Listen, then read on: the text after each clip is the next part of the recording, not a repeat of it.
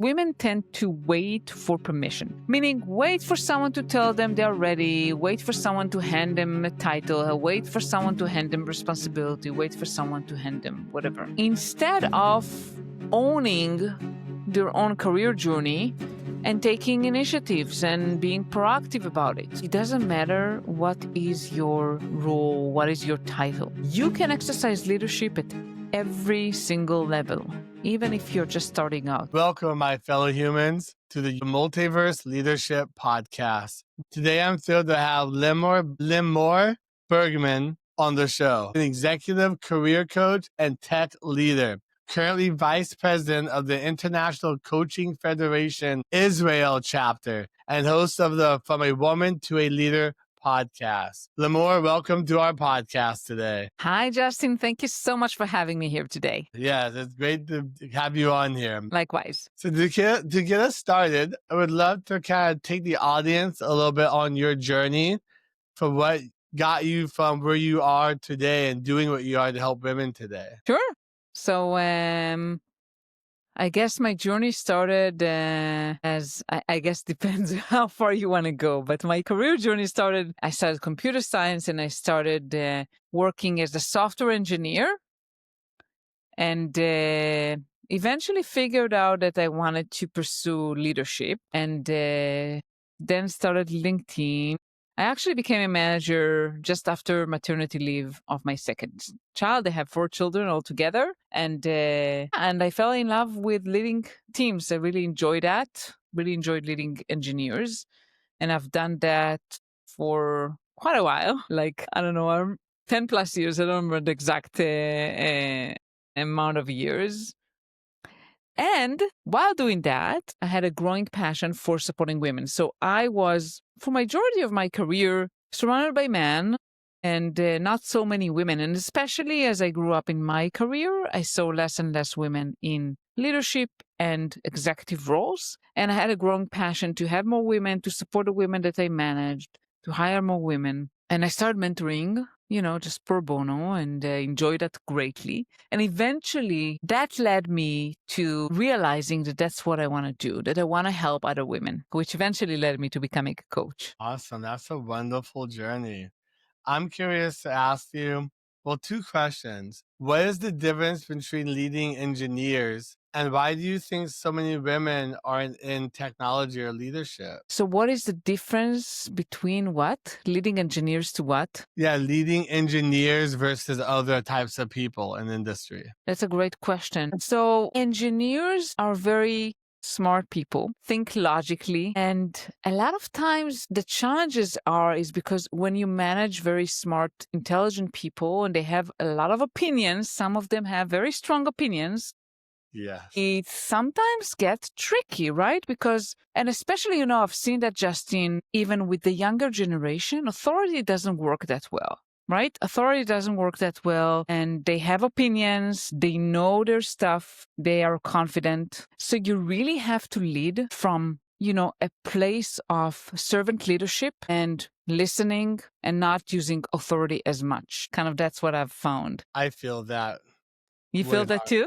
Yeah. I've had leaders that try and do that, and I look at them like, are you done yet? I don't care. Try again. They try to be very authoritative with me. It just doesn't work. Yeah. You have to earn their respect. Yeah. I was curious about that because we do have these very logical ways of thinking about things. I'm a very logical person, yeah. Yeah. I would say so, yeah. But at the same time, being logical doesn't really transform into how to lead someone necessarily. We have to really think outside that box, and it can be very hard. You are very right. You're very right, Justin. Logic doesn't work with feelings, with people, right? Because we have a lot of thoughts and feelings, and logic doesn't work. There's so much we have that we want to get out. We don't know how to put it into words or put it into words that can actually help move people in the same direction as well. Yeah. It's tough. Yeah.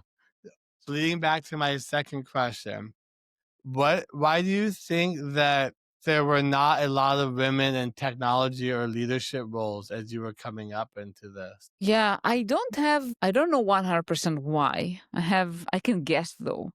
I think, Okay. first of all, it stems from the fact that at a younger age, we're kind of conditioned to think that there are several, like certain professions that are more male, kind of muscular versus feminine. So, for Yeah. example, like, yeah, so men will be more engineering oriented, maybe women will be like, I don't know, nurses, caring kind of positions. Although, like, men can be nurses, women can be engineers, but Yeah. there are some some thoughts that those positions are for men, those are for women. It's kind of society kind of separate that. So it starts from a very young age. And when I started studying computer science, I remember like the first day in university, I enter a room, an auditorium of about 400 people. Almost all of them were men. Like, maybe you can count of your two hands how many women there were. Women just maybe they don't feel like that's the right profession for them. Maybe they think I'm not good at this. This is for men. This is not for me. And when even if they do say eventually, yeah, I can do that, and they go to school and they see so many men, oh, do I even belong here? I like that because a lot of women are very powerful and they have strong leadership. I feel like some of them Absolutely. don't give themselves a chance, especially if you're going to a school with a bunch of people that don't look like you. You're like, shoot, am I doing the right thing here? It's hard to get outside of yourself and understand it's not about them. It's about you. Or seeing that. It's gonna be a very frustrating thing. Yeah, yeah. So I kind of felt that that's what I wanted. It wasn't easy, but I remember when I was in university, I said, yeah, that's what I want. And I felt kind of awkward a lot of times, like I'm the only woman or one of very few. But I don't know. It didn't stop me, but I can see how it can stop other women. It is a very valid point. I know like myself, I see things as like, okay, we're men and women trying to do a job, trying to be leaders, trying to support our families. But sometimes like, for me, if I go to a place and there's more of a certain type of person, it's a little overwhelming and weird sometimes. But I have to remember that, like, okay, what did I come here to do? It's a little hard. They have to build up those skills and build up that strength inside them to get past that. Absolutely. I agree with you, Justin. That's why we're doing this work here, trying to help empower other human beings to be better, do better, and create better and build better. Being the host of your podcast, you help empower women.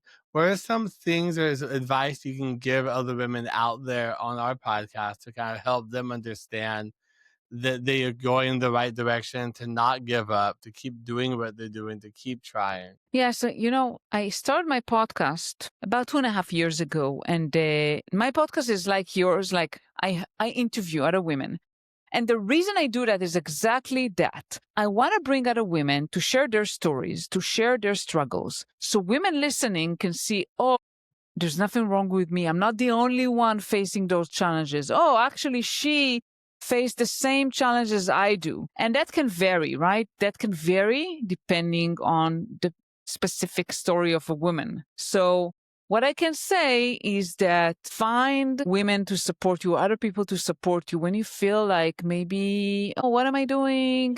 Am I good enough? Trying to find people sometimes that believe in you more than you believe in yourself, because this is really So powerful. true. I feel that myself in this. So I'm in technology. Even though I'm a man, there's always a bunch of other men, and a lot of times I feel uncomfortable around them.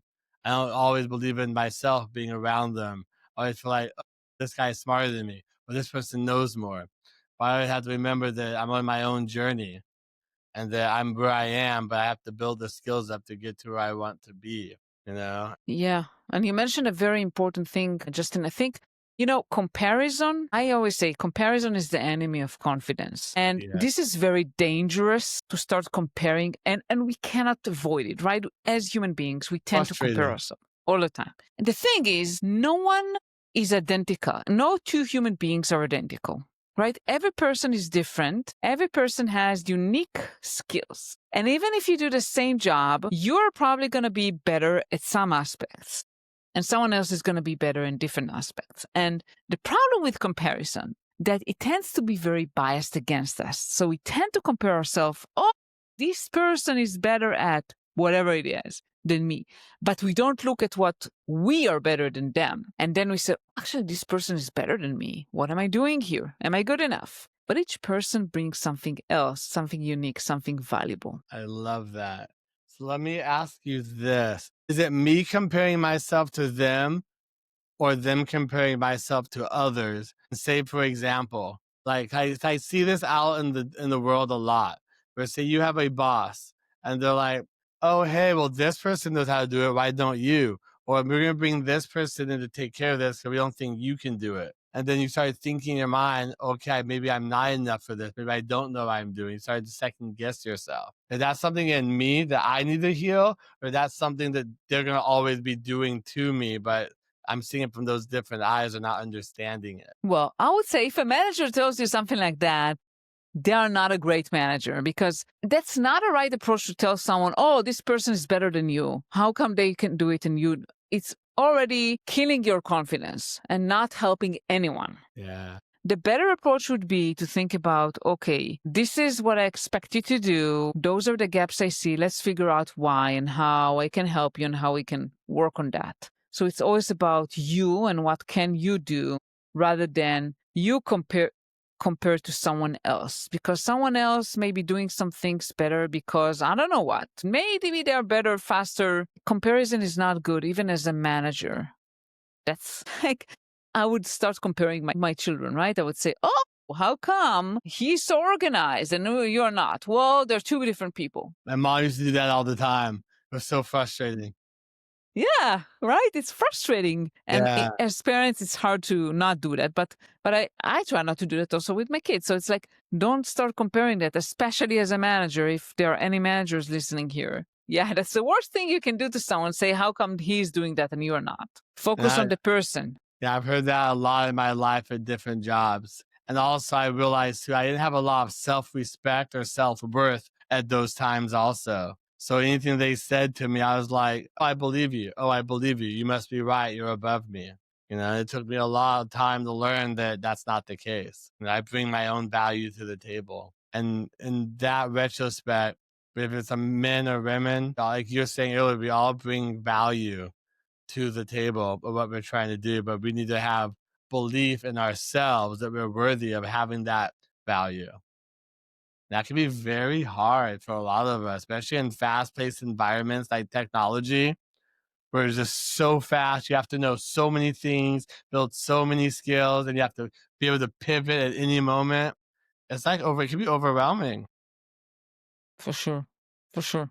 How have you dealt with things like that in other organizations? And what kind of talks have you had with those people to help them understand? So as a leader, what I try to do, I really believe in strength-based leadership. So instead of looking for someone's fault or someone like areas for improvement, trying to think about the strength and figure out if this person is very good at something, how can it be even better? And trying to kind of figure out if you have a set of people, and this is something I actually talk with my clients a lot, clients that are managers. I have more than one client that try to kind of treat everyone the same. It's like cookie cutter leadership, right? Everyone is the same. Everyone should do the same. And it's like, no, it's not that.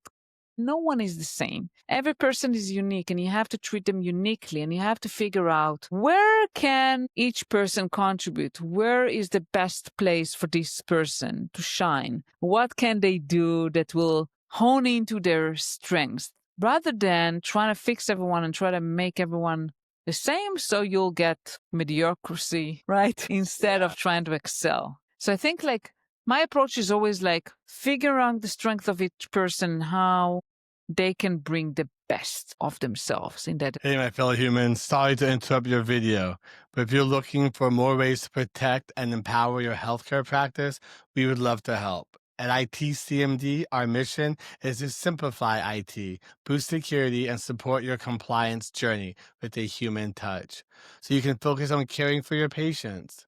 Want to see how easy IT and cybersecurity can be? Schedule a free consult or check out our resources at iteecmd.net. Let's build a safer, stronger future together. Okay, bye. Environment. I love that. I wish more people would think of it that way, But I feel it's catching on more now as well. Like we said earlier, coming from different generations, there's people are seeing things, experiencing things so different, and you have to work with them differently now. And you can't come from that do this now kind of mentality. And I That like doesn't work. it really doesn't. It just makes you not want to work there, or it makes your best people quit or silent, quiet quitting, and does nothing for the organization at all.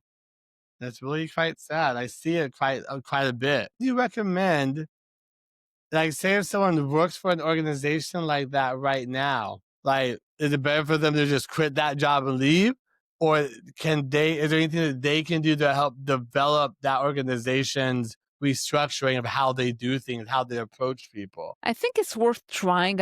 Not always you can change I wouldn't say that everyone can change the organization, but what they can do is change how they react to things, right? I mean, we can always change how we behave, how we react. And what we can do is be proactive about, okay, instead of waiting for someone to tell us, how about I will figure out what do I really do well? How do I think my skills can be best utilized in the environment I'm at, and approach my leadership and try to kind of propose that. So that way I'm taking a proactive approach instead of waiting to be told. Not always that will work, but it's worth trying. I know I've had a lot of talks with different people in organizations, and I feel like a lot of people don't care enough about their jobs to put that kind of work into something. They just want to come to work, get paid, show up, and that's it. But what you're talking about actually takes work, commitment, a certain type of person to show up, a certain type of person that you have to become to even have that kind of mindset. For sure. In order to be proactive, you have to care and you have to be, passionate and ambitious about your career. If you're not, then you will just, you'll do whatever, is most comfortable for you. Misery is very comfortable for some people. Yeah. And it's really quite sad. When I got to entrepreneurship, I didn't understand about vision alignment, mission, and goals. I didn't get any of that stuff. I started learning about it. I started showing up a little bit differently for myself and the companies I work with and for. But not everyone goes on that journey. Not everyone knows. But hopefully we can get them somehow being an entrepreneur at least to kind of be empowered and really help themselves in the organization.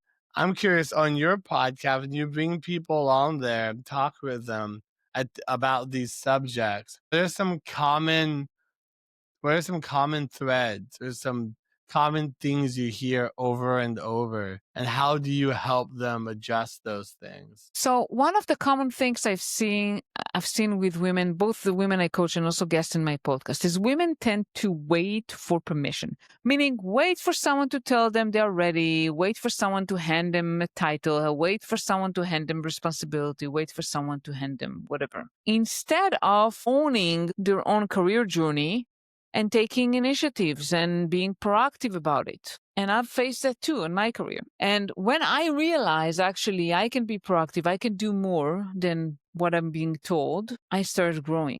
So that's something I see very commonly, and a lot of it with women. I'm not saying that's only kind of a feminine thing, but I was actually there myself. So that's why I was like, that's more of I feel like a human thing. Cause I was that person for a long time also. I feel like you're talking to me right now. yeah, and I think, Justin, it doesn't matter. The thing is, it doesn't matter what is your role, what is your title. You can exercise leadership at every single level, even if you're just starting out. I had interns who were incredible leaders and took initiatives. You don't have to wait until someone gives you whatever fancy title to be a leader. Oh, 100%. I talk about that all the time on here. Like self-leadership, because titles don't mean anything if there's no kind of passion or anything to back that up to actually help people understand how to lead themselves. For I feel sure. like titles nowadays are just telling you what to do, like you said earlier, and that day of having a title is over. Like the title doesn't mean I feel it doesn't mean that much anymore. Yeah. Yeah, there are still titles, but yeah, I agree with you. They don't mean as much as they used to. Yeah, because you have people say like a janitor could be the most profound human being and connect and sweet and kind and likes to serve others. Or you could Yeah. have the CEO that's just not so kind and doesn't want to serve others. So I mean, it really depends on the people, I feel. Also, that comes from the organization based upon what values that organization has that can help their people go in the same direction. So we were talking earlier about how you said that we're human beings, they don't always step up to their job and they're waiting to ask permission. What are some tools that people can use to help themselves get into the better habit of asking permission, of becoming a leader for themselves? I think it's a matter of, first of all, believing you can do more. I think it starts internally, right? I mean, first of all, what do you want? Why do you want it, right? It's not about, I want to be promoted, I want more money. Usually there's something more to that. People want to feel like they're influential, like they're doing something meaningful. So typically it's not just a title or the compensation, but it's something more internal. What do you want? What do you want it? And realizing your capabilities. And then looking for opportunities to make an impact. And thinking about, if I already was in that role, what would I do? Giving yourself, like wearing this kind of virtual hat of like assuming I had that role or that responsibility. What would I do? And that allows you a lot of time to think about possibilities, to think about how you can make an impact, come up with suggestions. Almost like you're reverse engineering it. Like, I am this role now. Now, who am I going to be in this role? I Yeah. like that. That's kind of like, I know one of my coaches was talking about, I didn't have a vision for a while. I didn't understand. I knew I wanted, but I didn't have it written down in the vision. And I created the vision. And then he had me kind of work backwards with that to put the things in my life, becoming that person that is worthy of that goal and that vision. That was just that normal employee that's like, okay, I'm going to work. I'm showing up. Why is anything happening? Why am I so miserable? But I didn't realize it was what I was doing what I wasn't doing on the inside for myself. Yeah. I'm curious about building relationships where employees are not necessarily in the office. We have a lot of like remote type work going on nowadays, especially with technology, where Yeah. everyone's working remote, or at least they're trying to. There's some ways to manage those people, those teams, and to stay connected with them. It's hard, I feel. That's hard. Yeah. I Yeah. also worked remote since 2016. I worked remote and yeah, building that trust and that relationship is very difficult when you don't see the person actually meet them in person. Do they exist? The question is, do they exist as human beings versus Ooh. just someone who does a task? And I think that the thing to always put in your mind is they're human beings. And how can I connect with someone just as a person, be kind of curious about them, about their life, and build gradually that relationship? Because when we worked in an office, those things happen naturally, right? I mean, we come to an office, we work, and then we have a coffee kind of corner. So we meet someone, we chat a little bit. Maybe we'll have lunch together. Sometimes maybe after office, we'll have a drink or whatever. Those things doesn't happen when you work remote. So it's all transactional. It's all about, oh, I need you to do this. I need you to do that. And less about who are you? What do you care about? What are your hobbies? What are you interested in? Tell me about your family. So try to be a little bit more conscious about it and gradually kind of try to be curious about a person as a person. I mean, do we need to have like more meetings with them, more Zoom calls? Do we need to pick up the phone and talk to them? So definitely you need to meet with people, but you don't need to do it like overboard. You just need to make sure that you have some touch points with someone and that you allocate some of the time to just casually being interested a little bit about them. Feel that. I know it definitely gets lonely sometimes being a remote worker. It's almost like they forget about you sometimes, you know? You have to remind them, hey guys, I'm still here, aren't I? Yeah. Have you seen that movie, Office Space? How they move the guy slowly down to the basement? They're like, Yeah. who's he again? We just stop paying him. That's how it feels sometimes. So people want to like work with you or reach out to you. How can they do that? They can reach out to me on LinkedIn. So I'm there. I'm pretty active. So they can just reach out to me or they can email me. Awesome. We'll also put your LinkedIn in the show notes. Is there anything you'd like to leave our audience with? Like any kind of words of wisdom? Yeah. So my podcast is called From a Woman to a Leader. And although I interview women and I'm helping women, it's also valuable for men. So I want to invite all your listeners to check it out. And I guess what I want to leave everyone behind is everyone brings something. You have to realize that you bring some unique perspectives and values, and it matters and it's important. You just need to believe in yourself and see those things that you bring that are uniquely yours. I know that can be very hard sometimes to see Yeah. those things, especially if you're just in such a bad mindset sometimes, and you don't see your way out of it. It's like Yeah. you only see today, you don't see tomorrow, you don't see the future.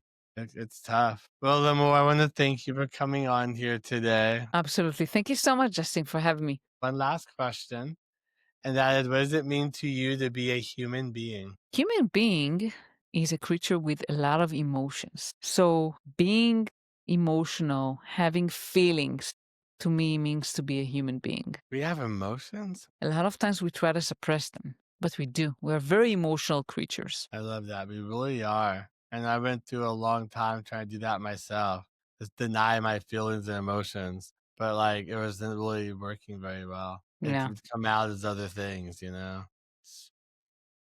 Yeah. Thank you so much, Limor, for coming on here today. But very nice talking with you. And I hope you have a good rest of your day. Likewise. Thank you so much, Justin.